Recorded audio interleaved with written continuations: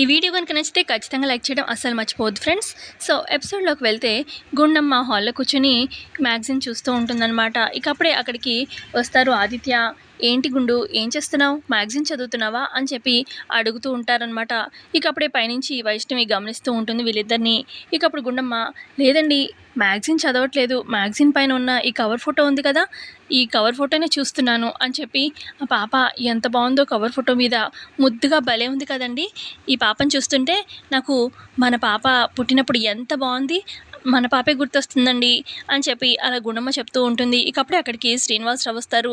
ఏంటమ్మా గుండమ్మ, ప్రతి దాంట్లో నీ కూతుర్నే చూసుకుంటున్నావు, అంటే నీ కూతుర్ని చూసుకోవడంలో తప్పు లేదు, కానీ నీ కూతుర్నే ప్రతి దాంట్లో ఇలా ఇలా తలుచుకొని నీ ఆరోగ్యం ఏమవ్వాలి, నీ గురించి ఆలోచించి చెప్తున్నాను, కొంచెం నీ గురించి కూడా నువ్వు ఆలోచించాలి కదమ్మా అని చెప్పి శ్రీనివాసరావు అంటూ ఉంటే, అప్పుడు గుండమ్మ, మావయ్య నాకు ఏమీ కాదు, నా కూతురు నా దగ్గరికి వచ్చేదాకా నా ఈ ప్రాణం బ్రతికే ఉంటుంది, నా కూతుర్ని ఒక్కసారి ఈ గుండెలకి హత్తుకొని అప్పుడు నేను చనిపోయినా నాకు ఏమీ బాధ ఉండదు మావయ్య అని చెప్పి గుండమ్మ చెప్తూ ఉంటే, అదేంటమ్మా అలా అంటావు, నీ కూతురు నీ దగ్గరికి తప్పకుండా వస్తుంది అని చెప్పి శ్రీనివాసరావు అంటూ ఉంటే, ఇక అప్పుడు ఇటు ఆదిత్య కూడా, గుండమ్మ ఆ మాటలు ఏంటి చెప్పు, మన కూతురు కోసం చేయవలసిన ప్రయత్నాలు అన్నీ మనం చేస్తున్నాం కదా, ఖచ్చితంగా మన కూతురు మన దగ్గరికి వస్తుంది, ఆశ పెట్టుకో అని చెప్పి ఆయన కూడా అలా చెప్తూ ఉంటారు. ఇక పైనుంచి వైష్ణవి చూస్తూ ఉంటుంది కదా, అయితే వైష్ణవి ఇలా అనుకుంటూ ఉంటుంది, గుండమ్మ నేను ఉండగా నువ్వు నీ కూతురు ఈ జన్మలో కలుసుకునే ప్రసక్తే లేదు, దేవుడా పై జన్మలో ఎటు వీళ్ళిద్దరు మళ్ళీ తల్లి కూతురుగా పుట్టించు, అప్పుడు కలిపేసాయి, ఇప్పుడు మాత్రం వీళ్ళు కలవడానికే వీల్లేదు, నేను ఒప్పుకోనుగా, కలవనివ్వనుగా అని చెప్పి అలా వైష్ణవి అనుకుంటూ ఉంటుంది. మరోపక్క ఇటు గుండమ్మ వాళ్ళ కూతురు నగ తాకట్టు పెట్టాడు ఒక అతను సేటు దగ్గర అని చెప్పి, ఆ సేటు ఉంటాడు కదా, ఇక సేటు స్కూటీ మీద అలా వెళ్తూ ఉంటే రోడ్డు మీద, ఇక ఒక ప్లేస్లో ఇటు పల్లవి వాళ్ళ నాన్న కనిపిస్తాడనమాట, దూరంగా వేరే ఇద్దరు వ్యక్తులతో మాట్లాడుతూ ఉంటాడు. అరే ఇతను పేరే కదా, చలపతి ఇతనే కదా నా దగ్గర వాళ్ళ పాప నగ అని చెప్పి నా దగ్గర తాకట్టు పెట్టింది, ఇతన్ని ఎలాగైనా పట్టుకొని ఆపాలి, గుండమ్మ గారు ఎంత ఎదురుగా ఇతని కోసం ఎదురు చూస్తున్నారు, ఖచ్చితంగా ఇతనితో మాట్లాడాలి అని చెప్పి స్కూటీ స్టాండ్ వేసి ఇక చలపతి ఉన్న వైపు నడుచుకుంటూ వస్తూ ఉంటే, ఈ లోపల చలపతి ఆ ఇద్దరితో మాట్లాడేసి వెళ్ళిపోతాడనమాట.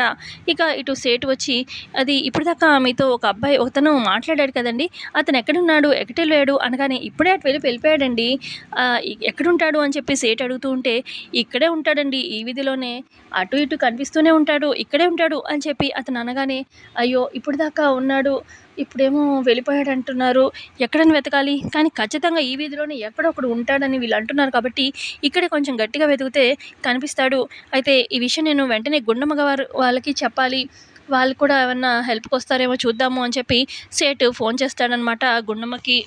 ఇక గుండమ్మ ఫోన్ లిఫ్ట్ చేస్తుంది.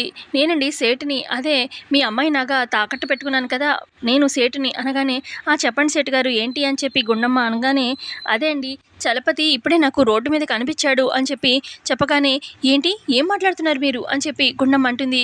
ఏమైందమ్మా అని చెప్పి పక్కనే ఉన్న శ్రీనివాసరావు, ఏమైంది గుండు అని చెప్పి ఇటు ఆదిత్య అడుగుతూ ఉంటే, అదే అండి మన పాప నెక్లెస్ చలపతి తాకట్టు పెట్టాడు కదా సేటు దగ్గర, ఆ సేటుకి చలపతి కనిపించాడంట అనగానే, అవునా అయితే ఆ సేటుని అక్కడే ఉండమను, ఆ చలపతిని కూడా అక్కడే ఆపమను, మేము వస్తున్నామని చెప్పు అనగానే, ఇక ఇటు సేటు, అంటే నేను చూశానమ్మా, నేను దగ్గరికి వెళ్ళేలోపు అతను అక్కడి నుంచి వెళ్ళిపోయాడు, కానీ ఖచ్చితంగా ఈ ఏరియాలోనే ఉంటాడు అని చెప్పి అనగానే, ఇంతకీ ఏ ఏరియాలో ఉన్నారు అని చెప్పి ఆదిత్య ఫోన్ తీసుకొని మాట్లాడితే, గాంధీనగర్ ఏరియాలో ఉన్నాను అనగానే, సరే అండి నేను మా నాన్నగారు ఇప్పుడే అక్కడికి వస్తున్నాము అని చెప్పి అనగానే, కానీ ఇక్కడ లేడండి వెళ్ళిపోయాడు అనగానే, అదే అండి మనం ముగ్గురం కలిసి వెతుకుదాము, నేను కూడా వస్తున్నాను అని చెప్పి ఇప్పుడే బయలుదేరుతున్నాను అని చెప్పి బయలుదేరుతాడనమాట ఆదిత్య అలాగే శ్రీనివాసరావు. ఇక ఇటుపక్క వైష్ణవి, ఓరి దేవుడో ఈ చలపతి కనిపించాడా వీళ్ళకి, ఎలాగైనా వీళ్ళకి కనిపించకూడదు అని చెప్పి మనసులో అనుకుంటూ ఉంటుంది వైష్ణవి. మరోపక్క ఆ సేటు రోడ్డు మీద అటు ఇటు వెతుకుతూ ఉంటాడు. చలపతి అసలు ఏంటి ఇప్పుడే కనిపించాడు, వెళ్ళిపోయాడు అని చెప్పి అటు ఇటు చూస్తూ ఉంటే, ఈ లోపల కారులో వస్తారనమాట ఆ ప్లేస్కి, సేటు ఉన్న ప్లేస్కి ఆదిత్య అలాగే శ్రీనివాసరావు. ఏడండి చలపతి ఏడి అని చెప్పి అనగానే, ఇప్పటిదాకా ఇక్కడే ఉన్నాడండి, ఎవరో ఇద్దరు వ్యక్తులతో మాట్లాడుతుంటే చూశాను, నేను దగ్గరికి వెళ్ళేసరికి వెళ్ళిపోయాడండి అని చెప్పి సేటు అనగానే, కనీసం ఫోటో అయినా తీయాల్సింది కదండి అనగానే, నాకు అంత ఆలోచన రాలేదండి, దగ్గరికి వెళ్ళి మాట్లాడదాం కదా అని చెప్పి అనుకున్నాను, ఈలోపు వెళ్ళేసరికి అతను వెళ్ళిపోయాడండి అని చెప్పి సేటు అనగానే, సరే పదండి ఇక్కడెక్కడో ఉంటాడు వెతుకుదాం పదండి అని చెప్పి తాలో ఒక ప్లేస్లో అట్లా వెతుకుతూ ఉంటారనమాట అతని కోసం. మరోపక్క పల్లవి కాలేజ్ కోసం అని చెప్పి బయలుదేరుతుంది కదా, ఇక స్కూటీ మీద వెళ్తూ ఉంటే పల్లవికి రోడ్డు మీద ఇటు వాళ్ళ నాన్న, వాళ్ళ తాతయ్య కనిపిస్తారు. అదే ఆదిత్య అలాగే శ్రీనివాసరావు. "అరే! నాన్న, తాతయ్య ఇక్కడున్నారేంటి?" అని చెప్పి చూస్తూ ఉంటుంది బైక్ ఆపేసి. ఇక అప్పుడే ఇటు "ఎక్కడండి? ఇక్కడే కదా చలపతి ఉన్నాడన్నారు. అసలు ఆపాల్సింది. అలా ఎలా పంపించారు?" అని చెప్పి ఆదిత్య అంటూ ఉంటే, "ఇక్కడే చూశానండి. కానీ ఇలా వెళ్ళిపోతాడని అనుకోలేదు" అని చెప్పి అలా సేటు చెప్తూ ఉంటే, "ఏంటి? మా నాన్న చలపతి కోసం వెతుకుతున్నారా వీళ్ళిక్కడ?" అని చెప్పి పల్లవి ఆశ్చర్యంగా చూస్తూ ఉంటుంది. ఇక సడన్‌గా కొంత దూరంలో సేటుకి మళ్ళీ చలపతి అటువైపు నుంచి నడుచుకుంటూ రావడం కనిపిస్తాడనమాట సేటుకి. "అదిగో అక్కడే చలపతి ఉన్నాడు. పదండి, పదండి వెళ్దాము" అని చెప్పి ఇక ముగ్గురు వెళ్తూ ఉంటారనమాట. సేటు, ఇటు ప్రసాదరావు అలాగే శ్రీనివాసరావు ముగ్గురు వెళ్తూ ఉంటే ఇక దూరంగా పల్లవికి కూడా వాళ్ళ నాన్న కనిపిస్తారనమాట. చలపతి, "అమ్మో! మా నాన్నని ఎలాగైనా తప్పించాలి. ఇక ఇటు వీళ్ళు చూసారంటే ఇంకేమన్నా ఉందా? నేనే కూతురినని తెలిసిపోతుంది కదా! లేదు తెలియకూడదు" అని చెప్పి ఇక పల్లవి గబగబా వాళ్ళు వచ్చేలోపు పల్లవి వెళ్ళి ఇక చలపతిని పక్కకు లాగుతుందనమాట చెట్టు పక్కకి. "ఏంటమ్మా పల్లవి, ఎందుకు పక్కకు లాగావు?" అనగానే, "ఒక్క నిమిషం నాన్న, మాట్లాడొద్దు, సైలెంట్‌గా ఉండండి" అని చెప్పి ఇక పక్కనికి లాగుతుందనమాట చలపతిని. ఇక వాళ్ళొచ్చేసరికి అక్కడ చలపతి ఉండడు.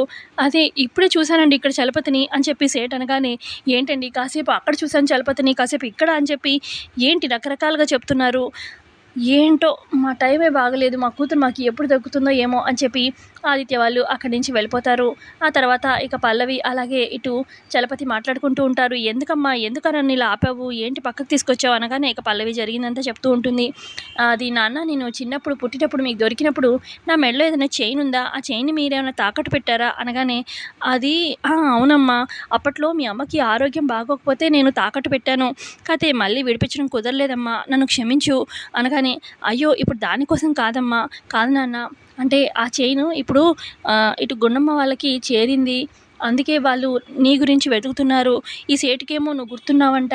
అందుకే మళ్ళీ నువ్వు కనిపిస్తే మళ్ళీ నేనే వాళ్ళ కూతురినని తెలిసిపోతుంది కదా! అందుకే పక్కకు లాగాను నాన్న" అని పల్లవి చెప్తుంది.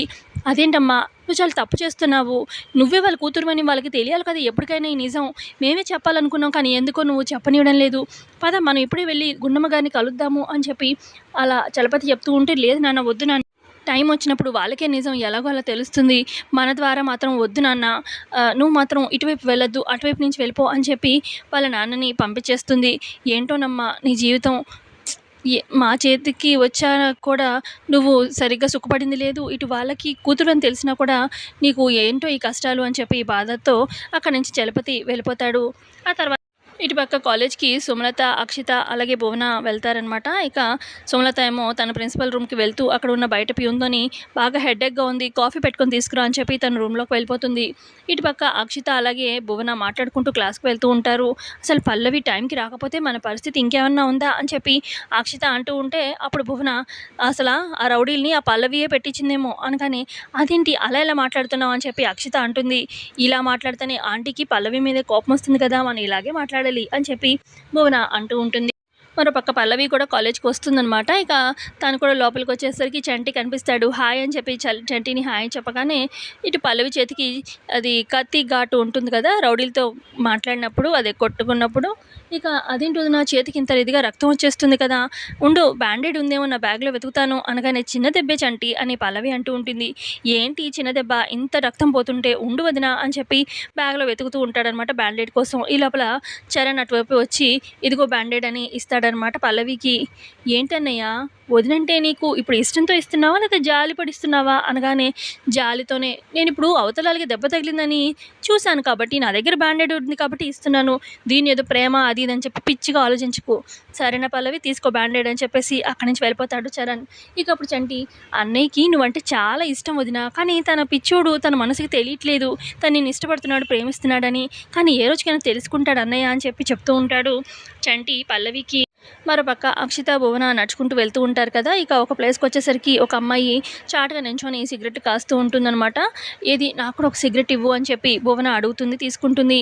"ఇదేంటి, ఏంటి భువన, నువ్వేంటి సిగరెట్ తీసుకుంటున్నావు" అని చెప్పి అక్షిత ఆశ్చర్యంగా అడుగుతూ ఉంటే, "ఏ కాలంలో ఉన్నావు అక్షిత నువ్వు?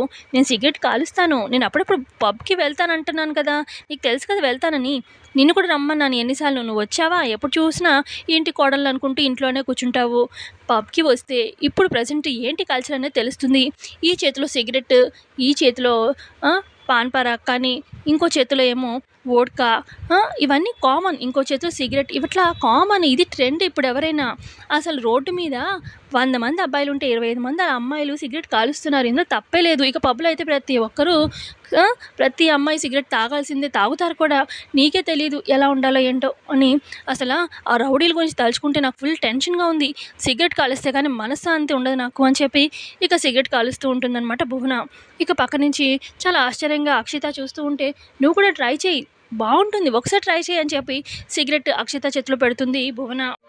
"నాకొద్దు. నాకు అలవాటు లేదు" అని చెప్పి అక్షిత అంటూ ఉంటే, "ఏది ఎవరికీ అలవాటు ఉండదు. నువ్వు చాలా రిచ్ ఇంటికి కోడలివి. అన్నీ అలవాట్లుండాలి. ఏమీ కాదు. ముందు ట్రై చెయ్యి" అని చెప్పి అక్షితకిస్తూ ఉంటే, ఇక అక్షిత భయంగా నోట్లో పెట్టుకోబోతూ ఉంటుందనమాట. అప్పుడే అక్కడికి పల్లవి వచ్చి, "ఏం చేస్తున్నావు అక్షిత? సిగరెట్ కాలుస్తున్నావా?" అని చెప్పి కింద పడేస్తుంది ఆ సిగరెట్‌ని పల్లవి. "ఏంటి సిగరెట్ ఇలా పడేసావేంటి? ఏంటి? ఏంటి మాట్లాడితే ప్రతిదానికి ఇది ఊపుకుంటూ వచ్చేస్తావు. ఎక్కడుండాల్సింది అక్కడుండు. అయినా తప్పేంటి?" అని చెప్పి అలా భువన అంటూ ఉంటే, "తప్పేంటా? అసలు నిన్ను కొట్టాలి" అని చెప్పి ఇక పల్లవి భువన మీద చెయ్యెత్తుతుందనమాట. చెంప పగలగొట్టేస్తుంది.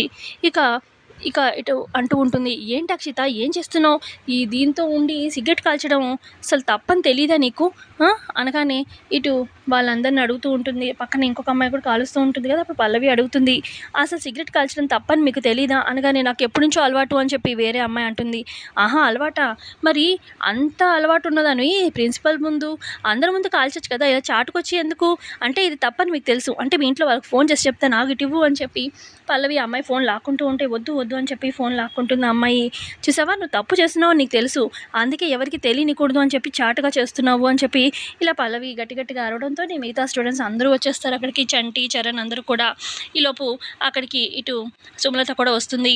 "ఏంటి? ఏమైంది? ఏంటి గొడవ?" అని చెప్పి సుమలత అంటూ ఉంటే, ఇక అప్పుడు పల్లవి అసలు ఏమైందంటే అని చెప్పబోతూ ఉంటే, ఇక అప్పుడు అక్షిత మాట మార్చి, "అది కాదు ఆంటీ, అసలు మమ్మల్ని ఎంత ఇదిగా తక్కువగా చూస్తుందో ఈ పల్లవి, మమ్మల్ని టార్చర్ పెడుతుంది" అని చెప్పి అక్షిత అంటూ ఉంటే, "నేనేం చేశాను? మీరేం చేశారో చెప్పనా నేను?" అని చెప్పి పల్లవి చెప్పబోతూ ఉంటే, "ఇదిగో నేను సిగరెట్ కాల్చానని అనుకుంటుంది మేడం ఈ పల్లవి. అసలు ఇదిగో ఈ అమ్మాయి సిగరెట్ కాలుస్తుంది. అది తప్పు. మన స్కూల్ ప్రెమిసెస్ దేవాలయము, కాలేజ్ ప్రెమిసెస్ దేవాలయము. ఇలా తాగకూడదు" అని చెప్పి ఆ అమ్మాయి చేతిలో ఉన్న సిగరెట్ నేను తీసి కింద పడేయబోతున్న టైంలో ఈ పల్లవి వచ్చి, "నేనేదో కాలుస్తున్నానని చెప్పి నాకు వార్నింగ్ ఇస్తుంది. ఇదిగో భువనని కొట్టింది కూడా" అని చెప్పి అక్షిత చెప్తూ ఉంటుంది. ఇక ఆ మాత్రానికే వదిన నిన్ను ఈ భువనని కొట్టిందా? మీరేదో తప్పు చేసుంటారు అని చెప్పి చంటి అంటూ ఉంటే, "అయ్యో చంటి నేనేమి కాల్చలేదు. ఇదిగో ఈ అమ్మాయి కాల్చింది. అసలు మేమేం తప్పు చేయలేదు" అని చెప్పి అక్షిత మాట చెప్తూ ఉంటే పల్లవి కోపంగా చూస్తూ ఉంటుంది. సో ఇంతే అండి ఇవాల్టి ఎపిసోడ్‌లో జరిగింది. నచ్చితే ఖచ్చితంగా లైక్ చేయండి. Thanks for watching.